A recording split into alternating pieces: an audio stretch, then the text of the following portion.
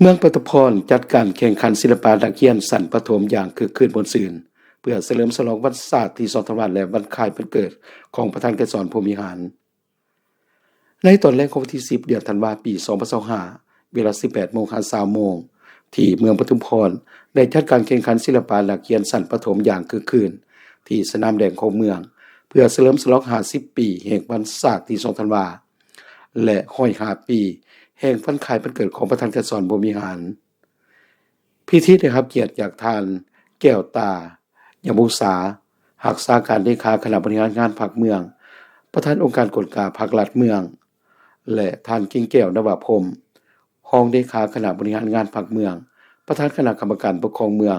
พร้อมด้วยรองประธานคณะกรรมการปกครองเมืองรองการอมข้างครูอาจารย์นักศิลปะและประชาชนเข้าร่วมชมเสียอย่างคึกคืนม่วนซื่นการแข่งขันเต็มไปด้วยบรรยากาศแห่งความสร้างสรรค์และแสดงถึงความสามารถทางด้านศิลปะวรรณคดีของนักเขียนชั้นประถมทั่วเมืองผลของการแข่งขันมีดังนี้อันดับที่1กลุ่มประถมศึกษาบ้านบุญอันดับที่2กลุ่มประถมศึกษาบ้านม่วงและอันดับที่3กลุ่มประถมศึกษาสะโนด